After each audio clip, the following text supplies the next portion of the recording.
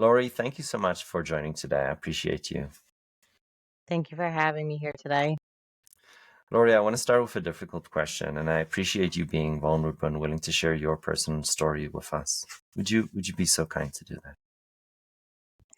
So it was Valentine's Day, year 2018, and it was supposed to be a day full of chocolate and love, and my daughter Alyssa wasn't really looking forward to this day. And I ended up getting her a gift, gold bag with chocolate bar and gold earrings, and I gave Alyssa that bag that morning when I took Alyssa to school. And she was really excited. I put the earrings in her ears and she threw the chocolate bar into her backpack. And then I dropped Alyssa off at school at Stoneman Douglas High School. And that would be the last time that I would see Alyssa alive. Later that day, I got a text message saying shots fired at Stoneman Douglas High School, kids running and jumping the fence. And I immediately had this sense of loss that came over my body. I knew something was drastically wrong. I got my car and I drove as fast as I could to Marjorie Stoneman Douglas High School. And the street was blocked off. Law enforcement was everywhere. People were everywhere. We really didn't know what was going on. And Alyssa's best friend, Abby, came up and I looked at Abby and I said, "Where's Alyssa?" And she just didn't know. And a little bit later, Abby got a text message saying that Alyssa was shot. And I fell to the ground. I just lost all the blood from my body. And I got up. I started running towards the school, and a police officer pushed me back and said that you can't go any farther and that you can go with this police officer to the hospital. I thought, being that Alyssa was shot, that she was on her way to the hospital. And I went with a police officer to the hospital, but Alyssa wasn't there.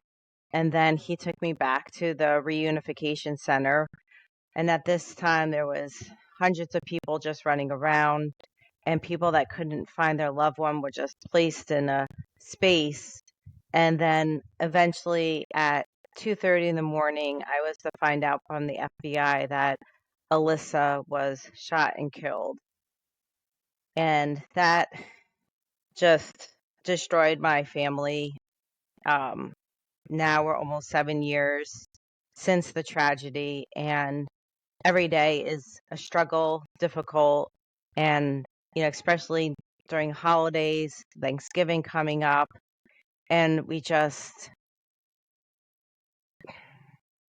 are in so much pain with losing our daughter in such a tragic way. Lori, I wish we were in person so I could give you a hug. This is unimaginable pain. You started an organization after this happened. Tell us a little bit about what led up to this and what the organization does. So very quickly after February 14th, my husband and I, we decided to turn our pain and grief into action, starting the nonprofit organization, Make Our Schools Safe. And we're focused on three main things. One is passing Alyssa's Law, which is panic buttons in schools. So if there's a life-threatening emergency situation, the teacher can press their panic button and they can goes directly to law enforcement so they can get on the scene as quickly as possible. The second thing is our MOS clubs, where students in high schools help to create a culture of safety within their school. You see something, say something, and we can prevent violence from happening before it happens. And then thirdly, we've raised over $400,000 given back to schools for different school safety projects specifically at their school. And then also after the tragedy, I ran for the Broward County School Board, and I've been on the school board for the last 6 years, almost 7 years. These are each, I think, incredibly interesting and important activities. Tell us a little bit about the button. How is the button different from a 911 call? Why does it provide value? So the panic button can be rolled out different ways. One, it could be an app on their phone, or it could be a wearable panic button the teacher wears around their neck. So if they're going to use the wearable panic button, they can press it 3 times for medical emergency or 8 times or more for an active shooter situation. And in a life-threatening emergency, body goes into fight or flight. So we want something that's going to be super easy, super fast, directly goes to law enforcement so they can pull up the cameras within the school, get eyes on the scene, better direct their SROs where to go, EMS to come in to triage any of the victims. And then with an app-based panic button, they can take video. There could be two-way communication, and it just helps to get help there faster because it's geofenced the area. They know exactly where the threat is and exactly where they go.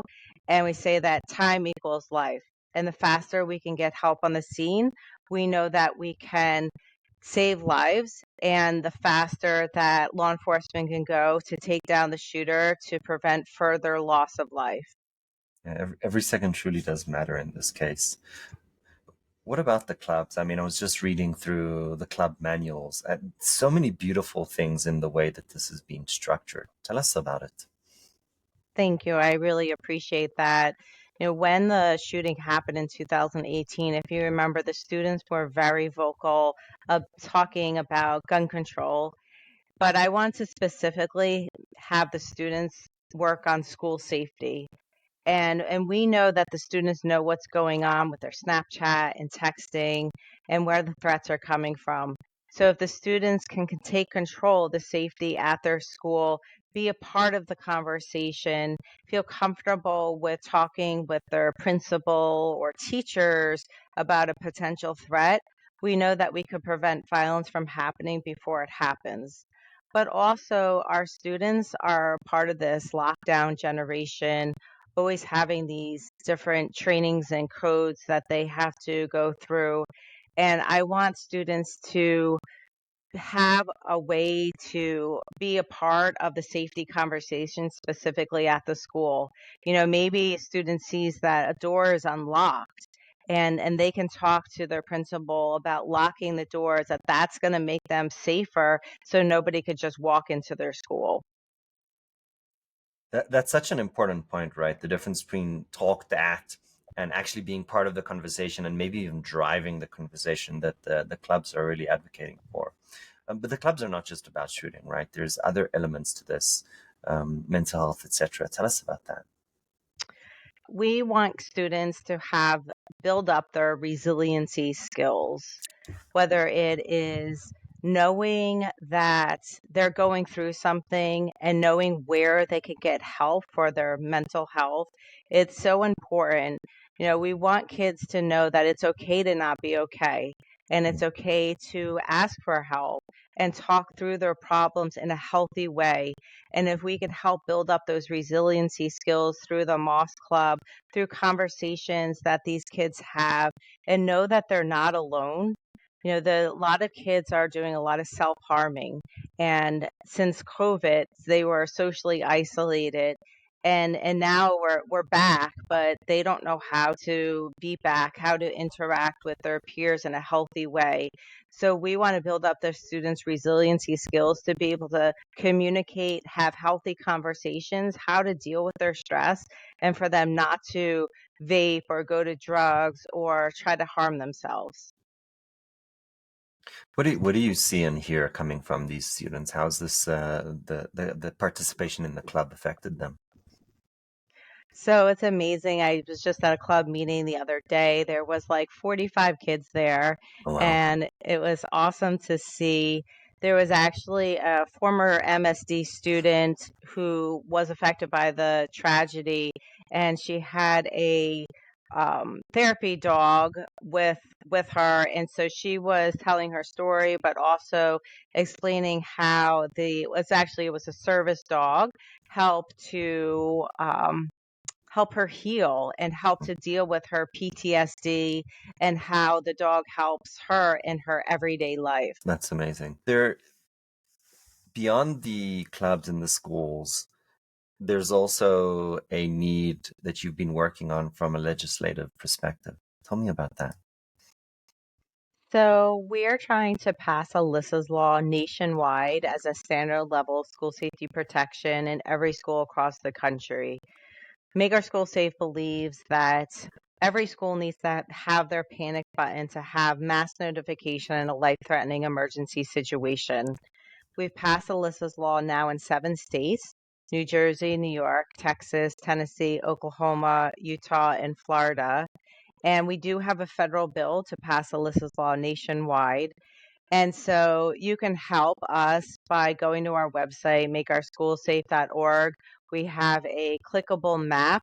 So if Alyssa's Law hasn't already been passed in your state, you can click on the map. It auto populates a form where you can put in your information and your zip code, and you can send a message very quickly to your legislator, or you could create a video to explain to them why it's so important that Alyssa's Law gets passed in your state to help to make your schools as safe as possible. Because unfortunately, school shootings are not stopping, and we need to make sure that we're prepared in these life-threatening emergency situations. But not even that. Predominantly, this panic button is going to be used for a medical emergency, which we have these medical emergencies every single day in our schools. So, I mean, this seems like such a no-brainer, nonpartisan issue. What has been the challenges with accepting this in the states at the federal level? Well, at the federal level, it's just been very challenging to pass anything. It Mm. doesn't matter if it's nonpartisan or it's just to be able to get any type of legislation through. But I'm hopefully that changes, and we could move forward. And so that's why, meanwhile, we're going state by state so that we could still accomplish things little by little. And the more I think that this picks up in every state across the country, then federally we can help to try to pass Alyssa's Law. And of course, it comes down to a lot of times to one, I think just being aware of this technology, but two, also the funding aspect to be able to fund this technology in every school across the country. Considering that, process to change the law is ongoing and everybody can go to the website and do their part, what are the things that we as parents can do when we talk to our children? So I think it's a difficult conversation. But so I just created a Make Our School Safe coloring book. And so I recommend parents to get their coloring book off our website, makeourschoolsafe.org, where it can then be a more comfortable, like kind of environment for them to talk about school safety specifically at their school. Mm, And depending on the age of the child, obviously, but you need to just make sure that they're safe or there's something that makes them unsafe that they feel like. And I think that coloring book just, with coloring with your child just helps to create an environment where the child feels open to talking more about the safety at their school. mm. And what are the topics that you recommend through the coloring book and others for parents to really address with their children? What are the key messages? I would just talk specifically like if they had a fire drill that day, talk Mm, about what they did. And I think it's important to understand what they're doing in their fire drill. So parents can maybe go back to the teacher to have a conversation or to the principal at the school. One of the things that what's happening a lot of times with fire drills, they're lining up and quickly getting outside. Well, we know that kids are very safe, even if there was a fire in the building. The fire truck gets there within 5 minutes or less. The building is safe to be against the fire. There's fire sprinkler systems. But if they go quickly outside, they're in an open area to potentially be another threat that could be out there.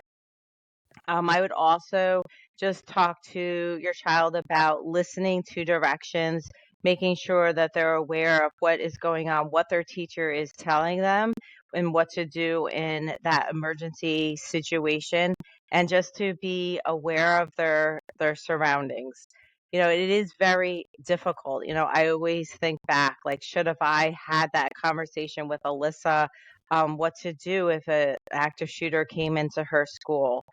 And it's very painful, very difficult, but I think the kind of doing scenarios and how your child would react in those emergencies can help.